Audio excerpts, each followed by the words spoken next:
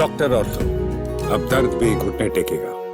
भारत एक ऐसी भूमि है जहां विविधता में एकता विशिष्ट रूप से देखने को मिलती है। बीते वर्षों में ये विचार अक्सर चर्चा का केंद्र रहा है कि भारत की पहचान आखिर क्या है, धार्मिक, सांस्कृतिक या फिर राजनीतिक।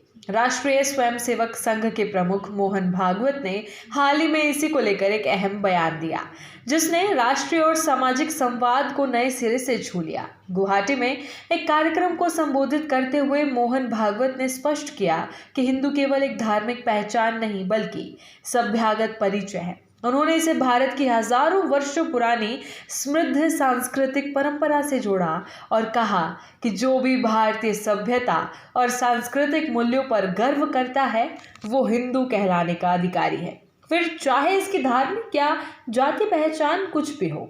भागवत का कहना है कि भारत और हिंदू एक दूसरे के पर्याय हैं और इनकी पहचान आपस में गहराई से जुड़ी है। उनके मुताबिक भारत को हिंदू राष्ट्र घोषित करने के लिए किसी औपचारिक ठप्पे की आवश्यकता नहीं, क्योंकि उसकी सभ्यता खुद ही उसकी इस पहचान को प्रस्तुत करती है। भागवत ने इस मौके पर यह स्पष्ट किया कि आरएसएस की स्थापना किसी के विरोध या किसी समुदाय को नुकसान पहुंचाने के लिए नहीं हुई, बल्कि भारत का चरित्र निर्माण करना, उसमें एकता को सुदृढ़ करना और देश को वैश्विक मंच पर गौरवान्वित करवाना इसका लक्ष्य है।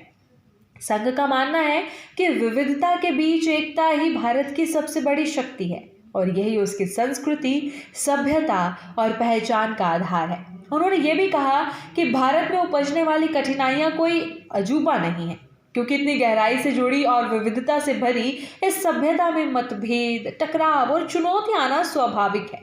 लेकिन समाज के सभी वर्गों को मिलकर निस्वार्थ भाव से राष्ट्रहित में सहयोग करना चाहिए। आज के समय में भारत के कई हिस्सों में हिंदू राष्ट्र की मांग प्रमुखता से उठ रही है। साधु संतों की ओर से यात्राएं की जा रही हैं, सार्वजनिक सभाएं और धार्मिक एकता के अभियान इसी का प्रमाण है। इसके साथ ही देश के कई स्थानों पर घटने वाली घटनाएं, जैसे दिल्ली में ब्लास्ट या असम में जनसंख्या संबंधित चिंताएं, संवाद को और रेखांकित करती हैं। मोहन भागवत का यह भी कहना है कि भारत को हिंदू राष्ट्र घोषित किए जाने के लिए किसी सरकारी मुहर की जरूरत नहीं है।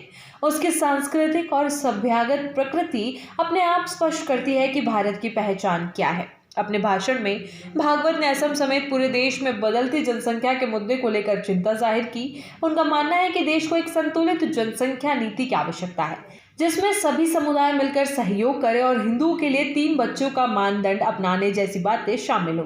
उन्होंने इसे राष्ट्रहित का मसला बताते हुए कहा कि समाज को आत्मविश्वास, सतर्कता और अपनी भूमि संस्कृति से मजबूत लगाव रखना चाहिए, ताकि किसी भी प्रकार की अवैध घुसपैठ या विभाजनकारी गतिविधियां समाज को कमजोर ना कर सके। साथ ही वो धर्मांतरण संबंधी गतिविधियों के प्रति भी सतर्कता बरतने की सलाह देते हैं और मानते हैं कि स्वार्थ रहित एकजुट समाज ही देश को मजबूत और आत्मनिर्भर बना सकता है। आज भारत न सिर्फ देश के अंदर बल्कि वैश्विक मोर्चे पर भी अपनी संस्कृति, मूल्यों और सभ्यतागत धरोहर के लिए चर्चा में रहता है। भागवत का संदेश अपने आप में एक आह्वान है कि भारतीय समाज अपनी सांस्कृतिक जड़ों को न भूलते हुए एकजुट रहकर नए भारत के निर्माण में अपना योगदान देगा।